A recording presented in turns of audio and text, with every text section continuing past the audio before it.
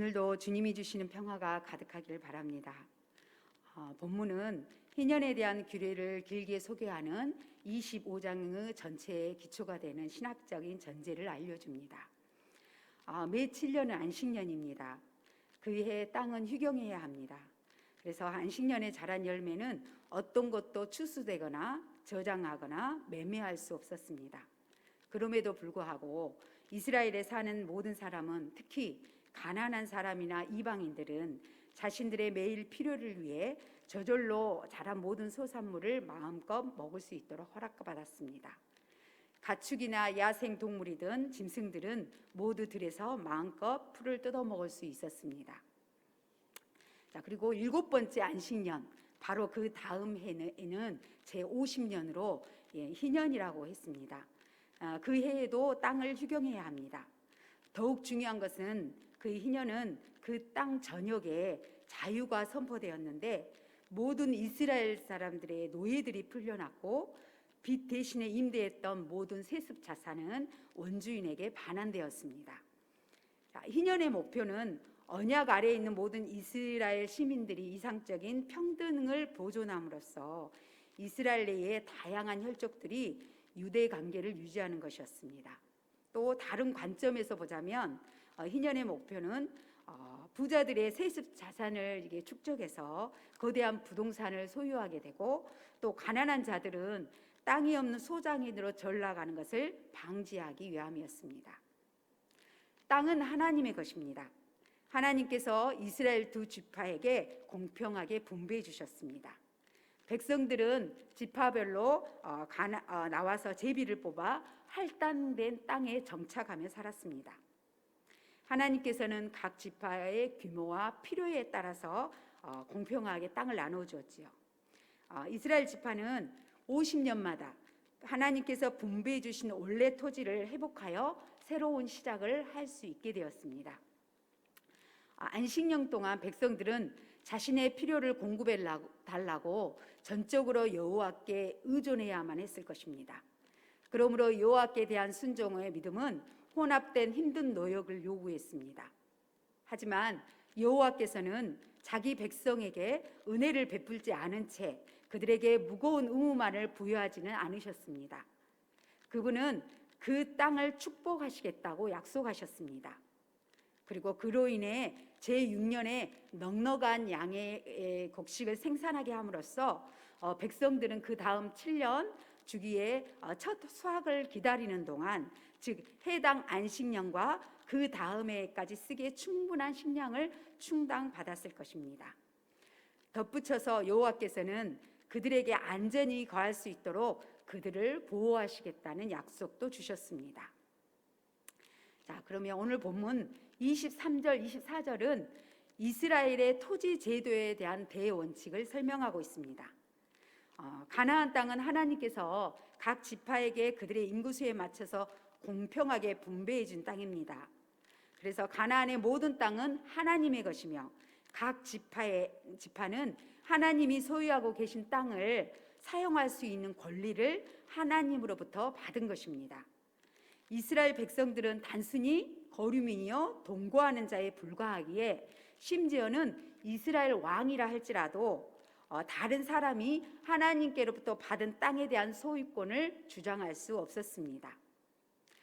열왕기상 21장에 보면 아합 왕은 나봇 포도원을 빼앗은 것 때문에 심판을 받았습니다. 그런 이유 때문에 혹 어떤 사람이 가난하게 되어 자신의 사용권을 가지고 있던 땅을 다른 사람에게 팔 경우 땅에 대한 그들의 계약은 영원하지 않습니다. 몇 가지 방법으로 토지를 무르고 땅을 원주인에게 되돌릴 수 있는 규칙이 있었고, 그 규칙에 따라서 순종하며 땅을 돌려주어야 합니다. 25절에서 28절에는 토지 물음에 대한 원칙에 대해서 말하고 있습니다. 이스라엘 자손 중에 토지를 판 경우는 토지를 물을 수 있는 몇 가지 방법이 있었습니다. 토지를 무르는 자를 고엘이라고 하였는데, 이 뜻은 속량하는 자, 구속자 혹은 갚아주는 자라는 의미가 있습니다. 성경에서 고엘은 세 가지 경우에 사용됩니다. 첫째는 형제나 친족의 집에 대한 토지를 대신 무르는 경우입니다. 형제의 집이나 토지가 다른 집안에 팔리거나 그 형제의 가족이 종으로 팔릴 경우 친족들은 대신 그것을 물을 책임이 있습니다. 둘째, 자식이 없이 죽은 형제의 대를 이어주는 것입니다. 구약에서는 형사치수법이라는 규례가 몇 차례 언급됩니다. 특별히 룻과 보아스에 대한 경우가 이런 경우라고 볼 수 있습니다. 마지막 셋째는 억울하게 죽은 친족의 피를 갚아주는 피해 복수자입니다. 형제가 살해되면 친족들은 형제를 죽인 자를 추격하여 피해 복수를 해야 합니다. 희년이 되면 모든 토지는 땅을 판 원주민에게 무조건 돌아가게 됩니다. 하지만 그 전이라도 토지를 물으려고 하면 몇 가지 방법이 있었는데, 첫째는 형제나 친족이 토지의 값을 치러주고 다시 물을 수 있습니다. 이 일을 감당할 친족은 근족에부터 시작해서 순차적으로 의무를 집니다. 형제를 팔아버린 경우 그 땅을 대신해 사는 경우도 해당될 수 있고, 형제가 땅을 팔아야 할 상황이 되었을 때 그 형제에게서 그 땅을 구입해서 관리하다가 희년이 되면 되돌려주는 경우도 있습니다. 둘째, 토지를 팔았던 사람이 다시 부요하게 되어 스스로 그 땅을 구입할 수 있습니다. 이런 경우에는 희년까지 남은 기간을 계산해서 그 값을 정해야 합니다. 이 규례는 땅을 팔고 난 이후 만약에 땅을 되살 수 있는 능력이 생기면 기다리지 말고 즉시 그 땅을 다시 되돌려야 함을 전제로 하고 있습니다. 셋째, 만일 땅을 대신 사줄 친족도 없고 또 스스로 땅을 다시 구입할 능력도 없다면 희년을 기다려야 했습니다. 땅을 팔 때 희년까지 남은 기간에 근거해서 땅의 값을 정했기 때문에 희년이 되면 땅을 사용하던 사람은 땅을 판 사람에게 반드시 거저 돌려줘야 합니다. 그러므로 가난한 이스라엘 백성들은 희년이 되어 되돌릴 수 없는 상황을 되돌려 새롭게 시작할 수 있도록 회복해 주시는 하나님께 감사하게 되었습니다. 우리가 29절에서 31절은 가옥 물음에 대한 규칙입니다. 가난한 사람이 판 것이 가옥일 경우 이에 대한 규례를 기록합니다. 본문은 가옥을 두 가지 범주로 규정합니다. 첫째는 성벽 안에 있는 집이고, 둘째는 성벽 밖에 있는 마을의 집입니다.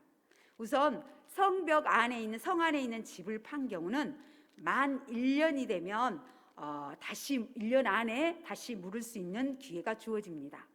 하지만 만일 1년 안에 가옥을 다시 무르지 않으면 그 가옥은 산 사람의 소유로 확정됩니다. 땅과 달리 가옥은 희년이 되어도 다시 돌려주지 않습니다. 하지만 성 밖에 있는 마을의 경우는 토지에 대한 규례를 적용합니다. 그래서 성 밖의 마을에 있는 가옥의 경우는 생업으로 토지를 경작하는 것과 연결되어 있기 때문에 토지와 동일한 법적을 적용해서 아까 토지에 말한 것처럼 희년이 되면 다시 돌려줘야 합니다.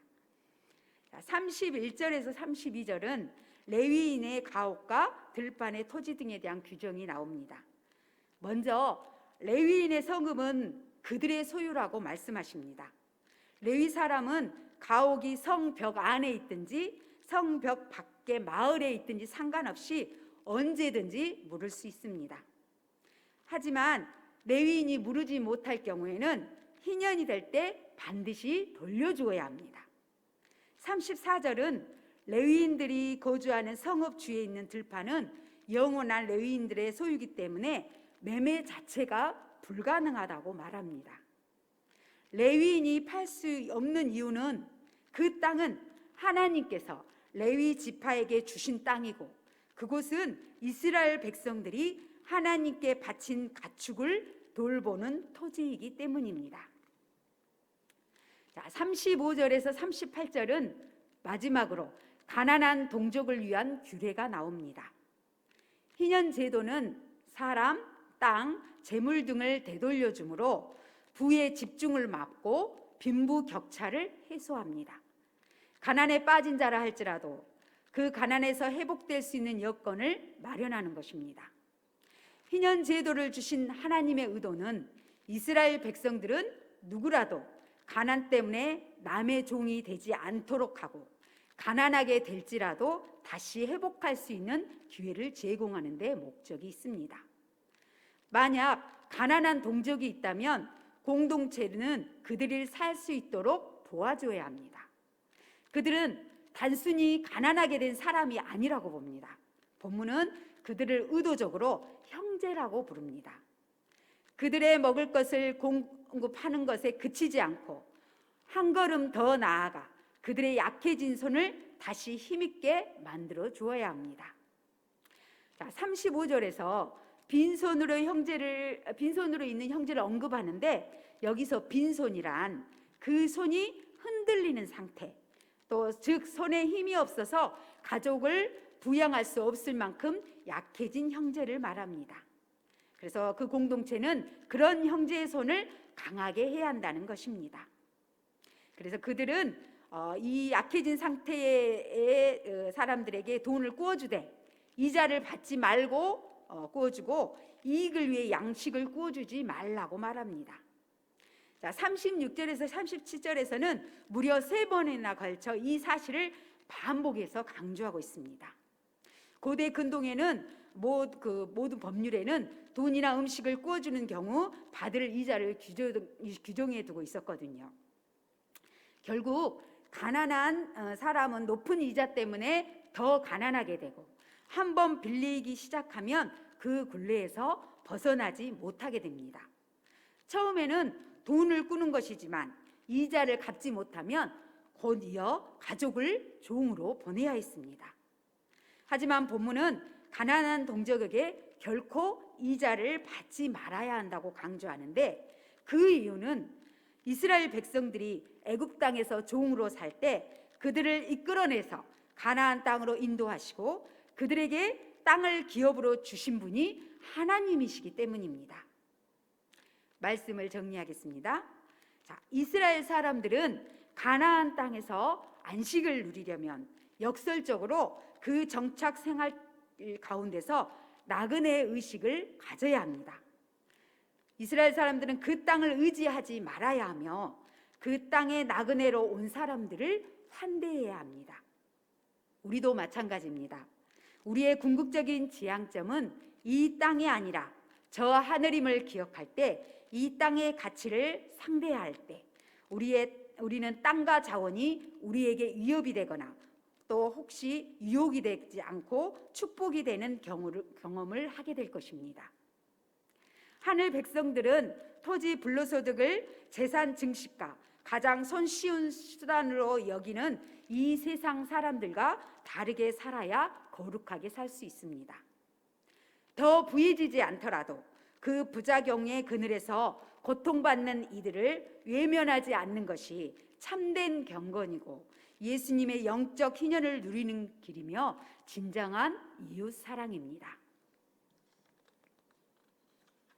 자, 이스라엘 백성 중에 부득이하여 토지를 팔았을 경우는 가까운 친족이 기업 물을 자, 고엘, 구속자가 되어서 토지를 대신해서 돌려줘야 하며 희년이 되기 전까지 빚을 청산할 수 있으며 자신이 직접 기업을 물러야 했습니다.